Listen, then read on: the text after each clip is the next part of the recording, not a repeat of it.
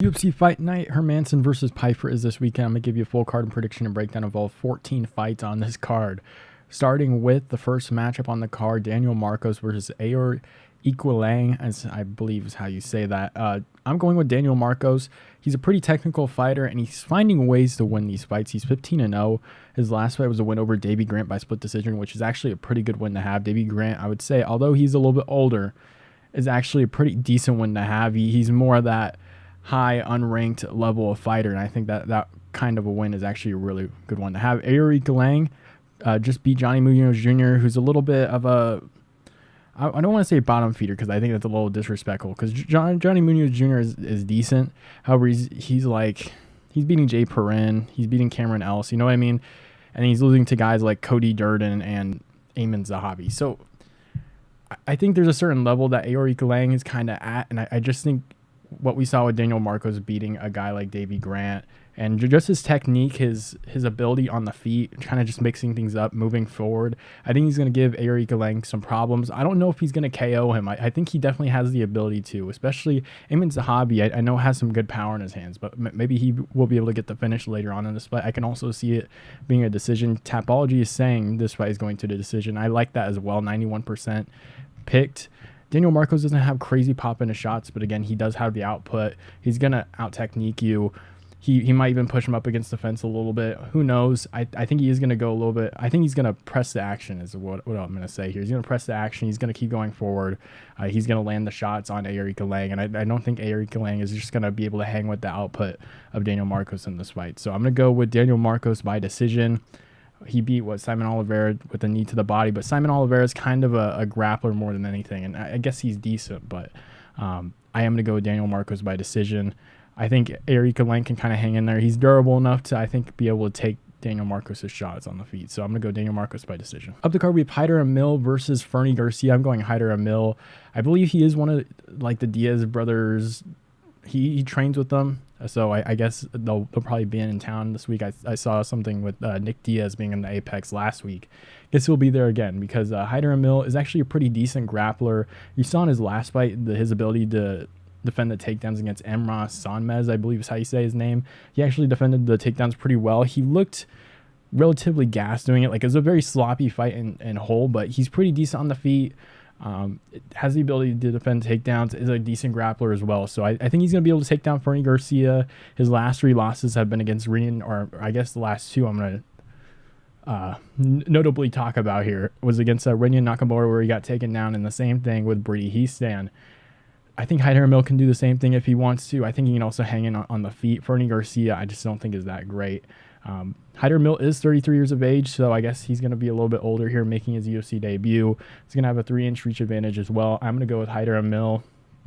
Maybe decision is fine. I don't mind a finish either. I think he definitely has that ability, but I guess I'll kind of just stick with the decision here until we see something else, because he did look kind of sloppy on the Contender Series. So we'll see what it looks like with the full camp here. 33 years of age again. He's older. Is that featherweight as well, so he's going to have to start making some jumps here. So we'll see how he looks in this fight, but I think he's definitely going to be able to beat a guy like Fernie Garcia in this matchup. Up the card, we have Zach Pauga versus Bogdan Guskov. I'm going to go Bogdan Guskov. I believe he took his last fight on short notice against Volkan Ozdemir, who I think is, top 10 ranked? I say in the UFC, maybe top 15. I don't know his exact ranking, but I know he's ranked in the UFC. He actually landed some really good shots on Ozdemir, and he did kind of like, I don't want to say he gassed out, but he definitely tired out a little bit. Ozdemir definitely pushed a little bit of a pace on him, landed some decent shots on him as well. But Zach Pauga is a guy who's basically going to try and take you down, try to clinch. You saw him actually try to be a little bit more aggressive in his last fight. And I don't want to say it ended at his detriment, but he wasn't trying to hold guys to the fence as much, I guess, because against, who was it? Jordan Wright. He held a guy like Jordan Wright, who's basically, I'm going to die on my sword kind of guy, where he's basically, I'm going to come at you. I'm either going to get KO'd or I'm going to KO you. And most of the time it's him getting KO'd. So Zach Pauga not being able to take that risk against Jordan Wright was kind of really weird. Like, he just held him against the fence. Took a little bit more risks against Modestas Bukauskas and kind of got beaten up pretty badly. So I think Bogdan Guskov From what we saw against Volkan Ozdemir on short notice, I think he can do some really good work against Zach Pauga as long as he doesn't get held against the fence against Zach Pauga here, because I don't know if he's going to take as many risks. He still tried to do the same thing against Bukauskas and at least went for takedowns, which was nice, but he ended up getting back up to his feet and laying some really good shots on Pauga. So I think Guskov can kind of do the same thing here. He's decent. He's 31 years of age. Again, 4 years younger, probably more like 5 years younger, because Zach Pauga is going to be, 36 in a couple of weeks. So I'm going to end up going with Guskov, similar reach as well.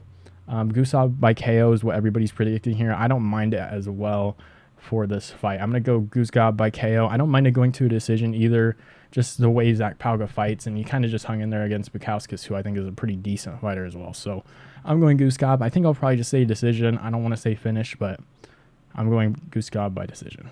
Up the card, we have Jeremiah Wells versus Max Griffin.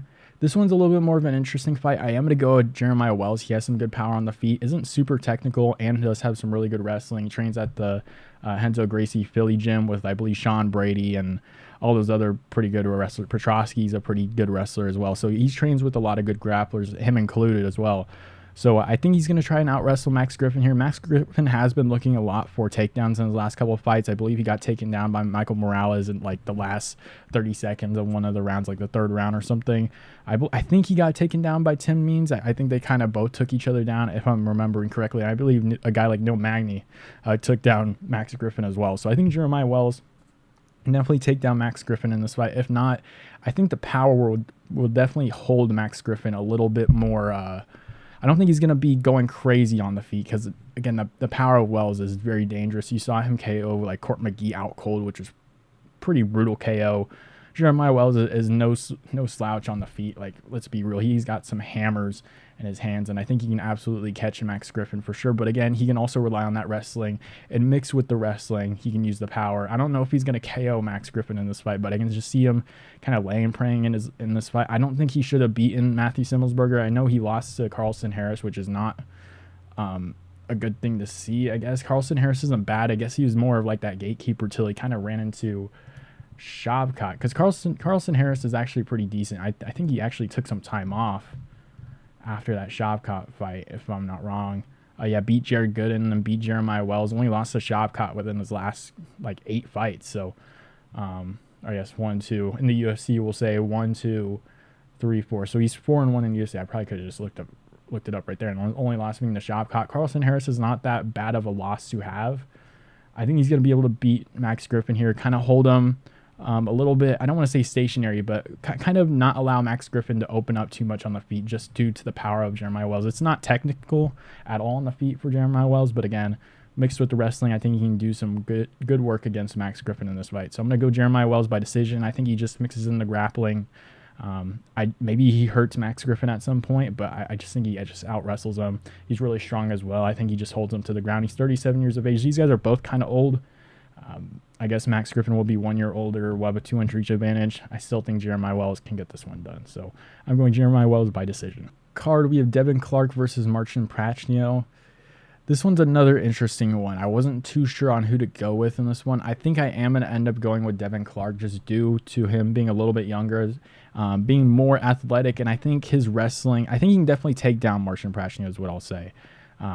Marcin Prachnio got pretty much out-grappled against Vitor Petrosyan, who is very strong, very powerful. I know Prachnio got beat up pretty badly in that fight, got really hurt on the feet, and then was getting taken down by Vitor Petrosyan, which maybe that would have helped, but it definitely wasn't a good sign about his takedown defense at all, because you saw a guy like Felipe Lins who was able to actually get some decent takedowns, but he made it competitive with some of these takedowns. William Knight didn't even fight him.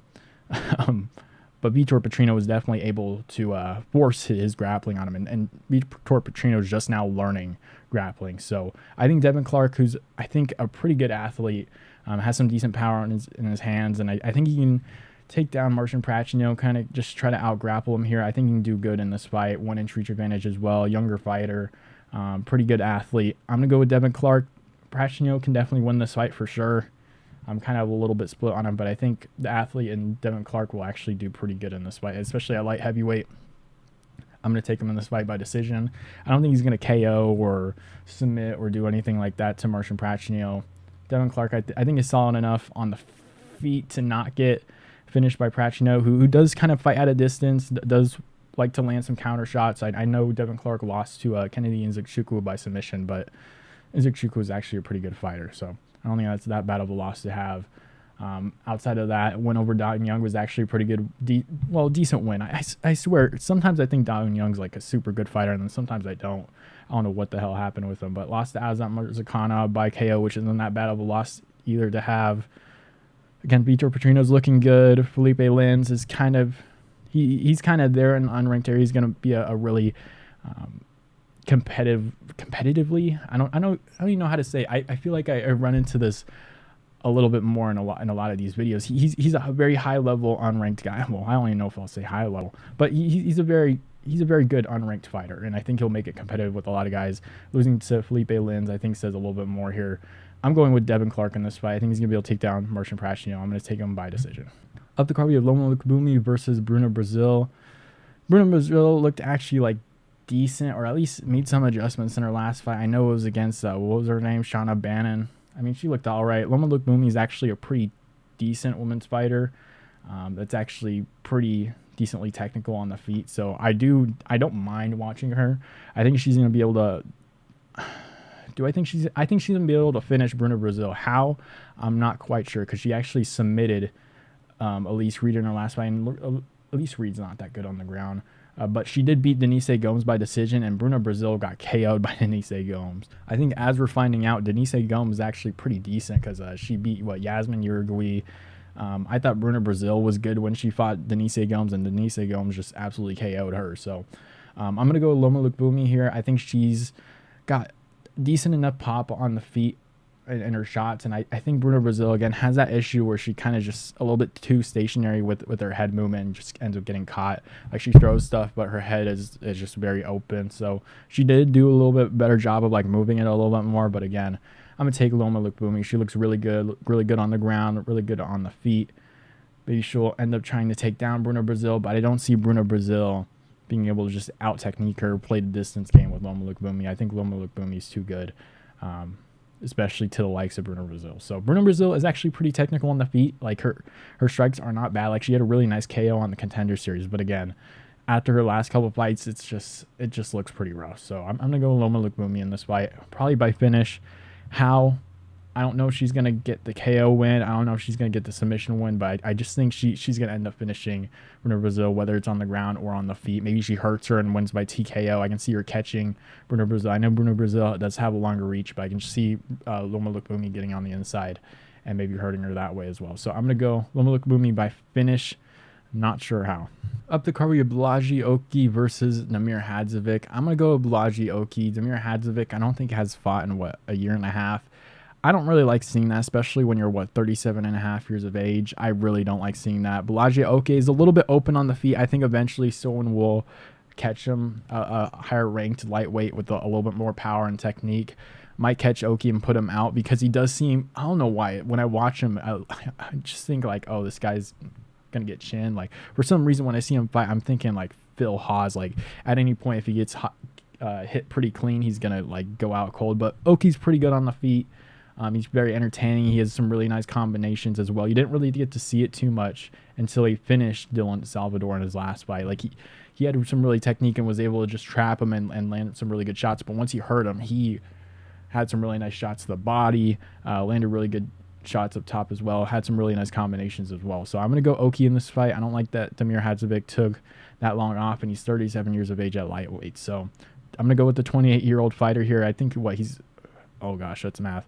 9 years older than 9 years older than Bolaji Oki in this fight, and I don't like seeing that. So it does seem like a lot of these older fighters that come back a year and a half, 2 years later, don't look that great in the octagon either. And he was already on a 1-3 skid before then. So I'm going Bolaji Oki by KO. Tapology is doing the same thing as well. 93% for Oki, 77% by KO. I'm going to do the same here. I'm going to say first or second round finish by KO for Bolaji Oki. Up the card, we have Trevin Giles versus Carlos Prates.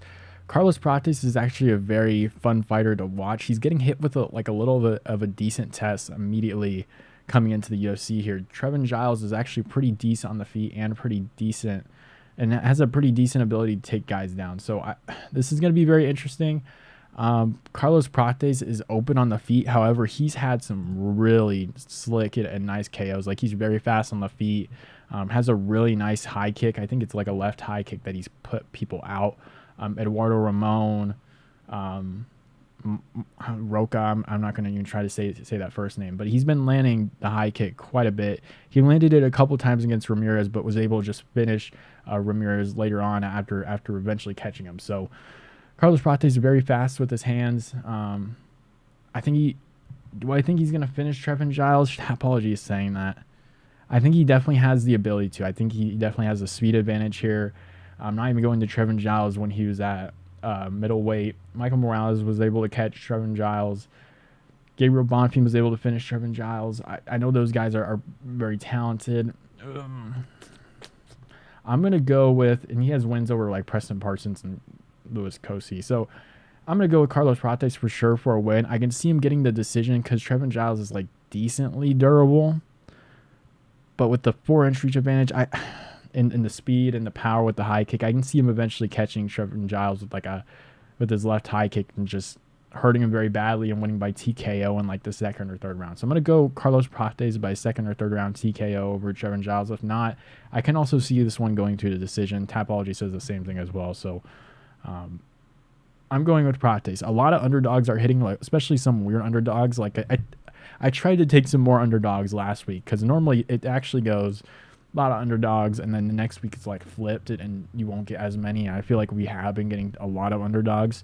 I took a lot last week and I still ended up getting some of them wrong as well. So a lot of underdogs are hitting. So we'll see how this card goes. I am taking a decent amount of favorites. So we'll see how this card goes. But I am going to go Carlos Prates by KO. Up the card, we have Rodolfo Vieira versus Armen Petrosyan. I am going to go with Armen Petrosyan. I think Rodolfo Vieira is just a little bit too one-dimensional, especially against a guy like Armen Petrosyan who's very good on the feet. I think if he just focuses really on defending the takedowns, I think he's going to be able to do decent here. Vieira is really good on the ground.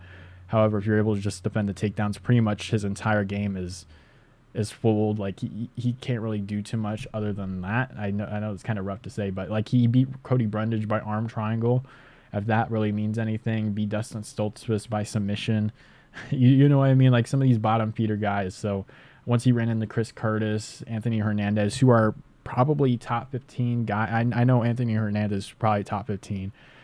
Chris Curtis, I think he's like wavering at that number 15 spot. I don't know where he's at now after his last win. So, but again, Rodolfo Vieira, if you're able to just kind of fool his one-dimensional style of I'm going to try and take you down, submit you, because he is very good on the ground. His name's the Black Belt Hunter. I think Armen Petrosyan can definitely do pretty well in this fight. And Armen Petrosyan has done a little bit of a better job at defending some of the takedowns. Again, that is kind of his problem, is his ground game. However, Rodolfo Vieira doesn't really offer too much on the feet to where I think Petrosyan's going to have too much of a problem here. So I'm going to go Petrosyan by decision. I think if Chris Curtis isn't able to finish you, I know Chris Curtis hasn't been showing too much in his fights, at least taking too many risks on the feet to where he's like KOing a bunch of guys, like he KO'd Haas or whatever there. He isn't taking too many of those risks anymore. So I don't think Petrosyan is going to be able to KO Vieira in this fight, but I can just see him being like a little bit more calculated in this fight, defending the takedowns first and then landing the shots and getting the points in the round. So maybe he hurts Vieira at some point, but I don't think he ends up finishing him. I'm going to go Armen Petrosyan by decision. Up the card, we have Michael Johnson versus Darius Flowers.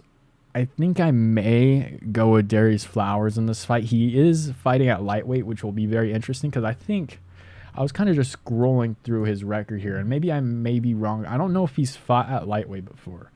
I believe right outside the UFC, before he came in LFA, he was fighting at middleweight, and then he's fighting at catchweight, right above welterweight as well. So he's been at welterweight, he's been at middleweight. I'm not sure if he's ever been at lightweight. I'm kind of scrolling through here because I haven't even looked at these the super lower ones here. So he's cutting quite a bit of weight here, but he does have a lot of power in his hands. He didn't make it decently competitive early on against Jake Matthews. I know Jake Matthews doesn't really have too much of a chin, but he was able to land a couple good shots on him, and then decent on the ground as well. So I'm going to go with Darius Flowers on this fight. It's basically what he looks like at lightweight. Honestly, this could go either way. Michael Johnson just got brutally KO'd against Diego Ferreira.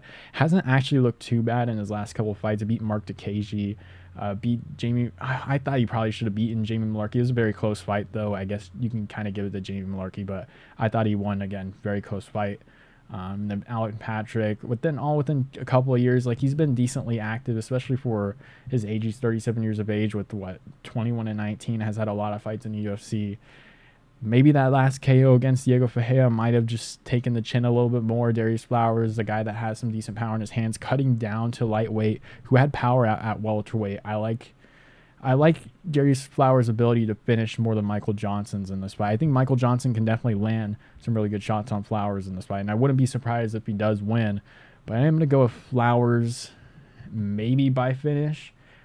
Again, we don't really know too much of what he looks like at lightweight, so I think that's definitely going to be interesting. I actually do see a lot of lightweights moving up to welterweight, so maybe there's going to be a little bit of a technique problem here, where Michael Johnson's just going to be a little bit too much. I know he's 37, so it's kind of hard to say that now, but I am going to go with Darius Flowers in this fight. I think this is going to be a little bit more of a scrap, and I'm just going to go with the younger fighter to win this one. I know, again, it's going to be a lower weight class, so maybe the chin might not be as good either, but I'm going Darius Flowers. I think he can eventually catch Michael Johnson, maybe just a TKO. I don't think he's going to flatline Michael Johnson in this fight, but maybe a second or third round TKO.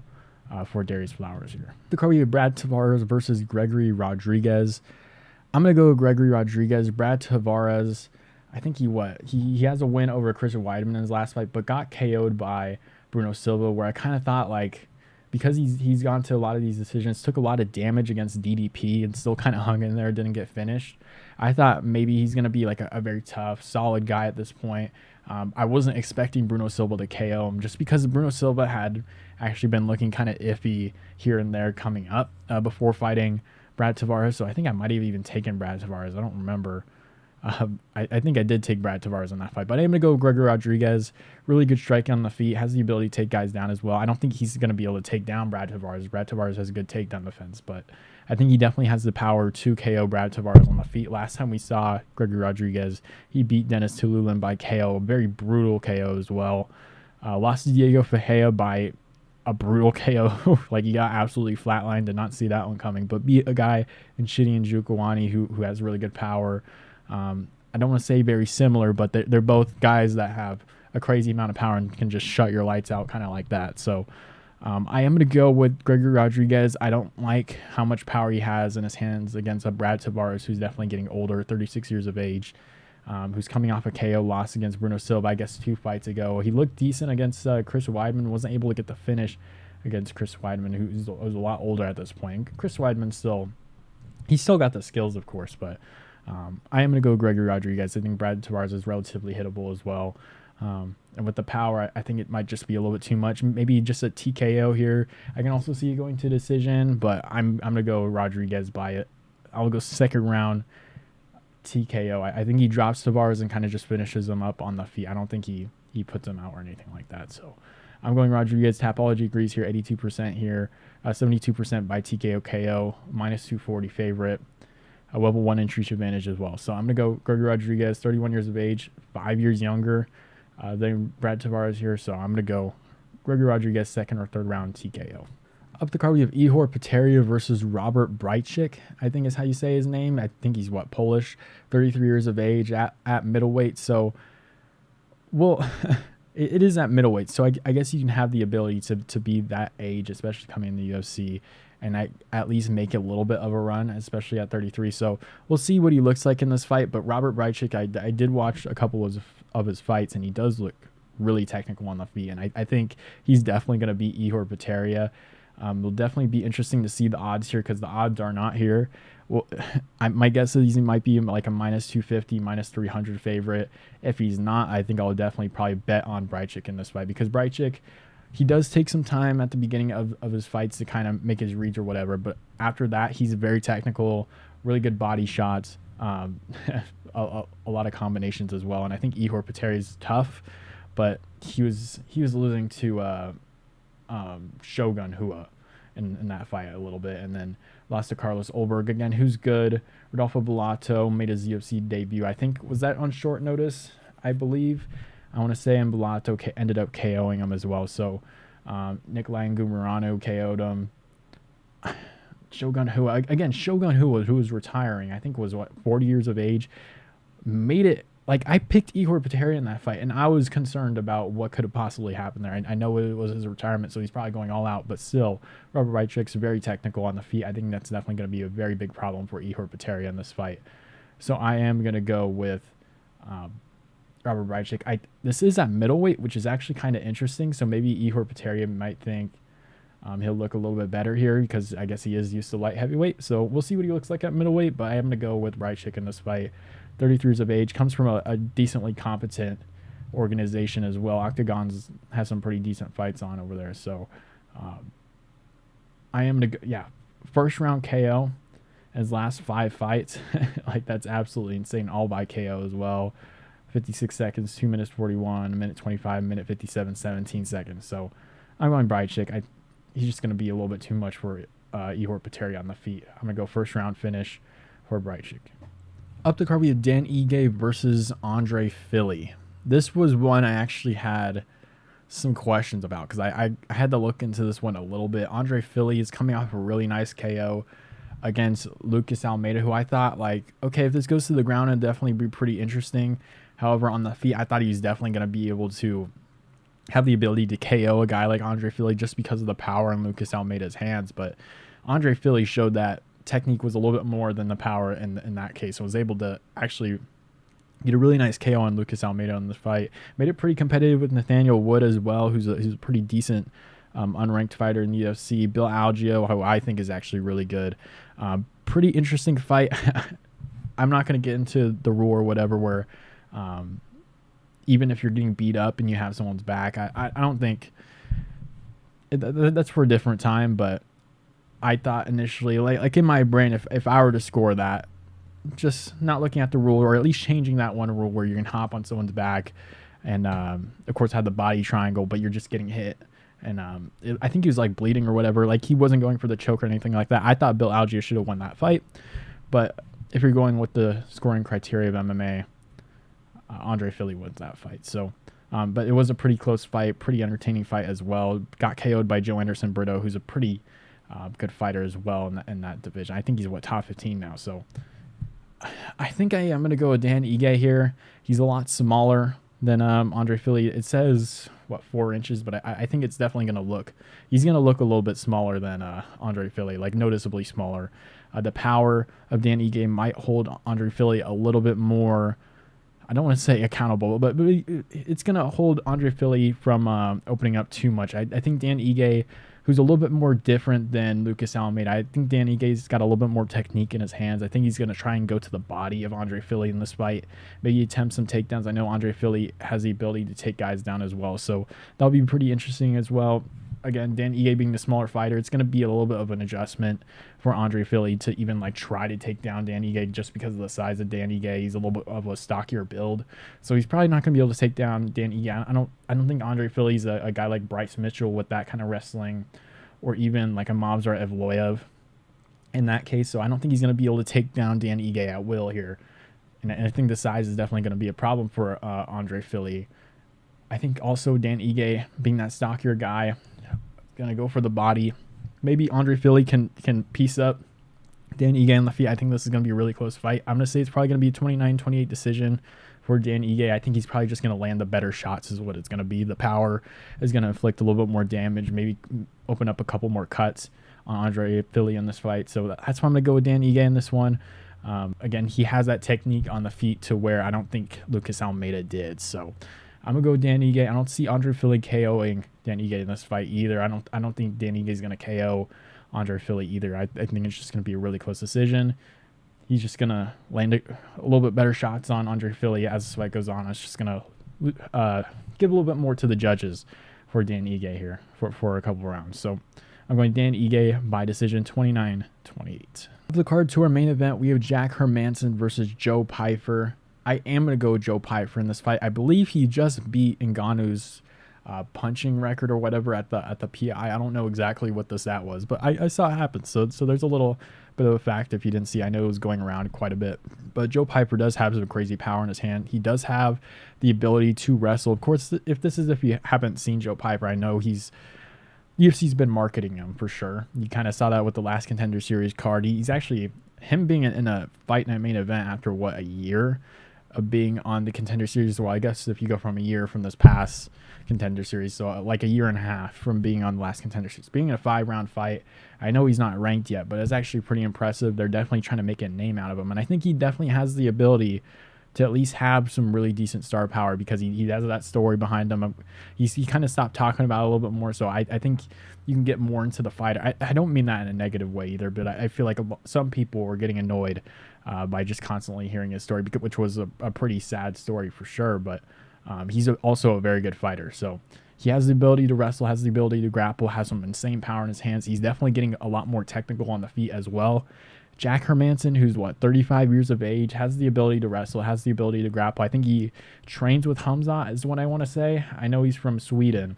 I think he has done some training with Hamza. I don't think he'll show it on the Tapology group here, but of course has the training with some of the top wrestlers and grapplers at welterweight and middleweight there. But Hermansson has the style on the feet where he's definitely got a lot better on the feet as the years have gone by, but he has the style where he's going to play off his back foot. He's going to play the range game. He's going to kick your leg and kind of just run around and jab and run around. It was kind of frustrating Chris Curtis quite a bit, landed some decent shots on Roman Dolidze. He did take Roman Dolidze a couple times down, and that was his problem in the fight because Roman Dolidze is actually really good on the ground. However, Joe Pyfer's not going to get taken down. Maybe he might even take down Jack Hermansson. That'll be definitely pretty interesting if it ever goes there, but I don't think he needs to. I think eventually he'll definitely be able to hunt down Jack Hermansson in the way that I kind of said Alex Pereira would hunt down Israel Adesanya in their first fight in the UFC, where Jack Hermansson's going to play the range game. He's going to kick your leg and kind of move around and circle around and again, play the range, back up.